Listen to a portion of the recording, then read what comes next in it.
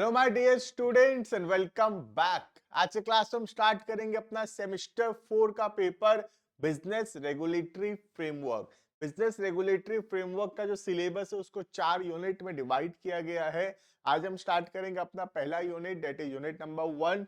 Topic का नाम है इंडियन कॉन्ट्रैक्ट एक्ट 1872, जो कि बहुत ही इंपॉर्टेंट चैप्टर है, क्योंकि कोई भी लॉ को समझने के लिए हमको सबसे पहले सबसे बेसिक लॉ समझना जरूरी है।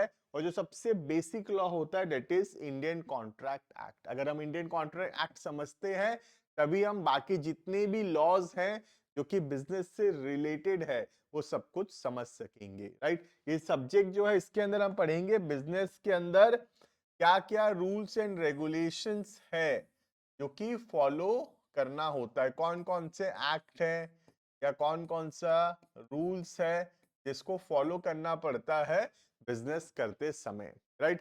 तो इसके अंदर जो पहला एक्ट है that is Indian contract act 1872। तो यू कैन सी दैट 1872 मतलब बहुत ही पहले का एक्ट है ये, जो कि डिफाइन करता है कॉन्ट्रैक्ट क्या होता है और कॉन्ट्रैक्ट से रिलेटेड सारे रूल्स एंड रेगुलेशन। आज के क्लास में हम समझेंगे व्हाट इज कॉन्ट्रैक्ट, कॉन्ट्रैक्ट होता क्या है और कॉन्ट्रैक्ट के अंदर क्या क्या एलिमेंट्स हैं, कॉन्ट्रैक्ट कैसे डिफर करता है by from an the word agreement, है ना। हम सुने भी होंगे एग्रीमेंट वर्ड, कई बार हमको लगता है एग्रीमेंट और कॉन्ट्रैक्ट एक ही चीज होता है। तो आज हम देखेंगे कि क्या डिफरेंस होता है between agreement and contract, right. देखना, तो पहला टॉपिक है meaning of contract. The term contract is defined under section 2 subsection H of Indian Contract Act as an agreement enforceable by law। दो चीज होना जरूरी है कॉन्ट्रैक्ट के लिए, पहला एग्रीमेंट होना जरूरी है और दूसरा एनफोर्सेबल बाय लॉ होना जरूरी है। तो हमको समझना पड़ेगा what is agreement and what is enforceable by law, right. अगर ये दोनों चीज होगा तभी हम कॉन्ट्रैक्ट बोलेंगे, ठीक है। पहला एग्रीमेंट होना चाहिए और दूसरा एनफोर्सेबल बाय लॉ होना चाहिए। क्लियर है? देखना, तो सबसे पहले हम समझेंगे एग्रीमेंट क्या होता है, ठीक है। उसके लिए अब छोटा सा एग्जांपल लेंगे। देखना, फॉर एग्जांपल ए जो है बी को बोला will you purchase my car for 1 lakh rupees, ठीक है।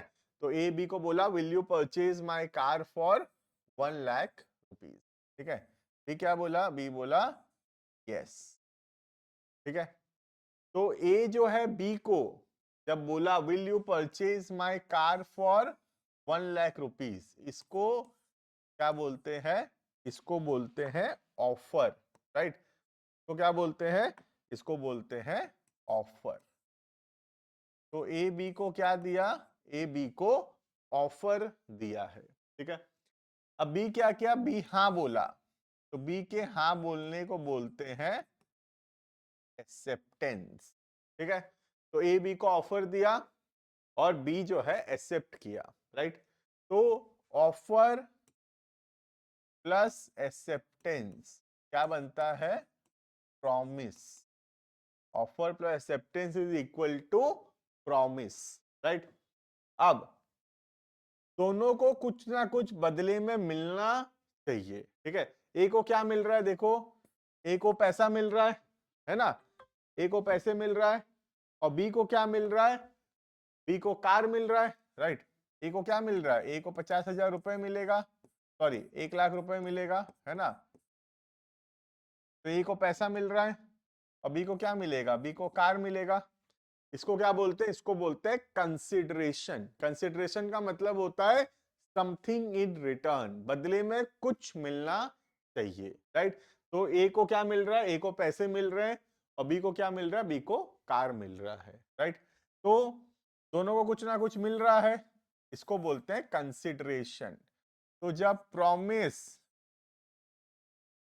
में कंसिडरेशन होता है when there is a promise plus consideration, it is called as agreement, right? तो एग्रीमेंट होने के लिए क्या जरूरी है? कंसिडरेशन होना जरूरी है, बदले में कुछ ना कुछ दोनों को मिलना चाहिए। क्लियर है? तो offer plus acceptance is equal to promise, promise plus consideration is equal to agreement. Clear है? अब ये एनफोर्सेबल बाय लॉ होना चाहिए। एनफोर्सेबल बाय लॉ का मतलब होता है लॉ में इस काम को करना लीगल होना चाहिए। तो तुम बताओ, गाड़ी बेचना लीगल है या नहीं है? बिल्कुल सर, गाड़ी बेचना खरीदना लीगल है। तो agreement plus enforceable by law will be equal to contract. समझ में आ रहा है? कॉन्ट्रैक्ट क्या होता है? वो एग्रीमेंट जो कि एनफोर्सेबल बाय लॉ होगा, उसको हम कॉन्ट्रैक्ट बोलेंगे। क्लियर है? तो अगर मैं समराइज करूं तो offer plus acceptance equals to promise, promise plus consideration equals to agreement, agreement plus enforceable by law is equal to contract. Clear है? तो ये सब कुछ हम इन डिटेल पढ़ेंगे। ऑफर हो गया, एक्सेप्टेंस हो गया, कंसिडरेशन हो गया, एनफोर्सेबल बाय लॉ हो गया। ये चारों चीज को बहुत डिटेल में पढ़ाया जाएगा। क्लियर है? देखना, अब देखते हैं एग्रीमेंट का meaning. The term agreement given in section 2 subsection E of the act is defined as every promise and every set of promise। agreement क्या होता है? promise या every set of promise forming consideration। Agreement होने के लिए क्या जरूरी है? promise plus consideration. प्रॉमिस में जब कंसिडरेशन जुड़ता है क्या बनता है? एग्रीमेंट बनता है, right? To have an insight into the definition of agreement, you need to understand promise. What is promise? तो promise क्या होता है हम ऑलरेडी पढ़ चुके हैं। Offer plus acceptance is equal to promise, right? देखना, Section 2 subsection B defines promise as when one person to whom the proposal is made, proposal मतलब जब ऑफर दिया गया है, signifies his assent, जब वो हाँ बोल देता है। तो ऑफर को जब एक आदमी हाँ बोलता है, एक्सेप्ट करता है, तब वो क्या बनता है? प्रॉमिस है। क्लियर है ये? तो आई थिंक आराम से समझ में आ गया होगा। समराइज करते हैं इसको, देखना, ऑफर या प्रपोजल जब एक्सेप्ट होता है, इट बिकम्स अ प्रॉमिस, ये प्रॉमिस बनता है। ठीक है? प्रॉमिस में जब कंसिडरेशन हो, तब ये क्या बनता है? एग्रीमेंट बनता है। ठीक है? और जो एग्रीमेंट एनफोर्सेबल बाय लॉ होगा, जो एग्रीमेंट एनफोर्सेबल बाय लॉ होगा, वो क्या बनता है? कॉन्ट्रैक्ट बनता है। क्लियर है ये? देखना, enforceable by law means an agreement to become a contract must give rise to a legal obligation which means a duly enforceable by law। इसका मतलब कोई भी चीज enforceable by law कब बोलते हैं हम? जब वो काम को करना लीगली अलाउड है, वो चीज को करना लीगली अलाउड है, तब हम उसको बोलते हैं enforceable by law, राइट? देखना, मैं एग्जांपल देता हूं तुमको। गाड़ी वाला एग्जांपल तो दिया, गाड़ी वाला एग्जांपल समझ में आ गया। ठीक है? देखना, एक और एग्जांपल देता हूं। ए बी को बोला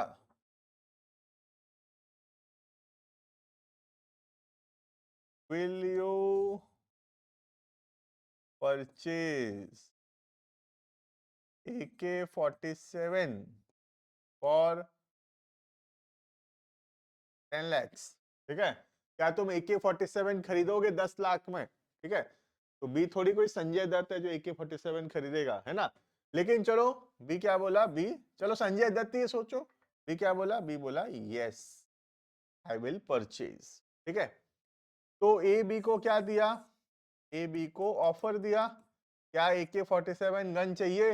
हाँ चाहिए बोला सामने वाला, सामने वाला यस बोला, सामने वाला क्या किया? एक्सेप्टेंस। तो ऑफर प्लस एक्सेप्टेंस क्या बना, प्रॉमिस बना, राइट। अब ए को क्या मिल रहा है इसमें, ए को 10 लाख रुपए मिलेगा, बी को क्या मिलेगा, बी को गन मिलेगा, AK-47 गन मिलेगा, तो दोनों को कुछ ना कुछ मिल रहा है। तो यहाँ पे क्या है, देयर इज कंसिडरेशन, कंसिडरेशन है ना। तो प्रॉमिस प्लस कंसिडरेशन क्या बन गया, एग्रीमेंट बन गया, राइट।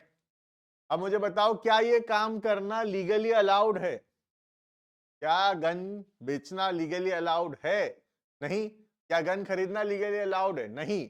तो क्या ये एनफोर्सेबल बाय लॉ है, नहीं, ये एनफोर्सेबल बाय लॉ नहीं है। मतलब ये एग्रीमेंट तो है, ये एग्रीमेंट तो है, लेकिन ये कॉन्ट्रैक्ट नहीं है। समझ में आ रहा है। Now you will understand the difference between agreement and contract. ठीक है, जब बात गाड़ी का हो रहा है, गाड़ी बेचना खरीदना लीगल है, तो यहां पे agreement plus enforceable by law क्या बना, कॉन्ट्रैक्ट बना।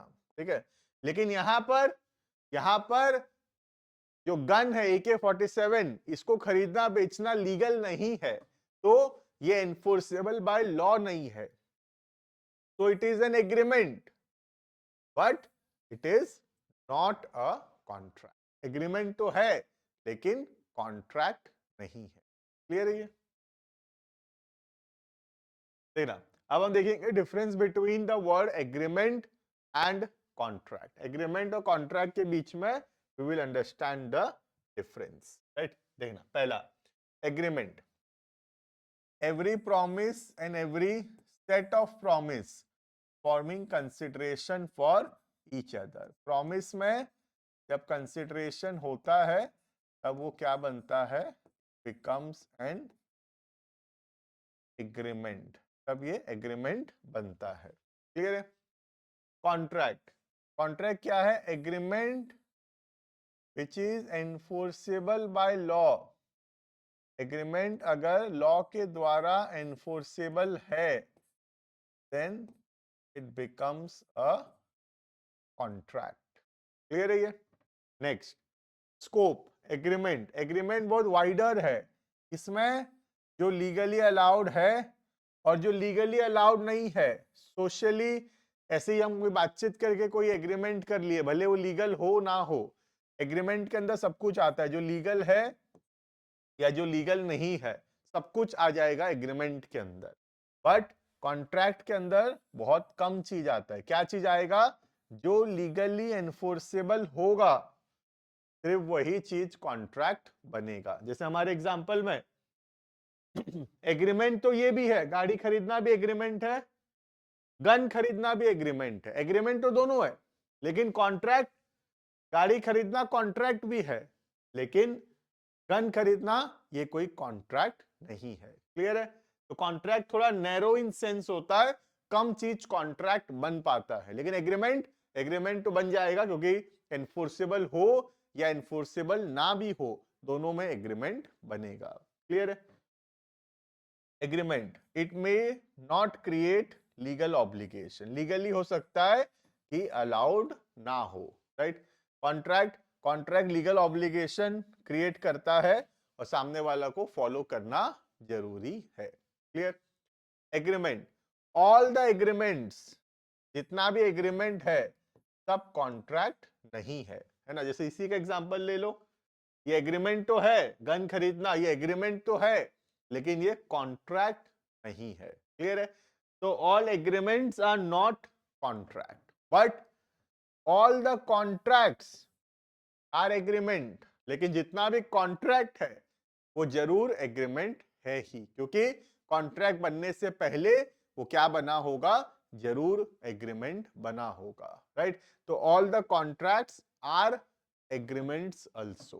क्लियर है। तो this is the difference between what is agreement and what is a contract. Clear है। अब हम आने वाले क्लासेस के अंदर offer, acceptance, consideration and enforceable by law, ये चारों चीजों को इन डिटेल स्टार्ट करेंगे। क्लियर है। तो आज का क्लास में इतना ही पढ़ेंगे।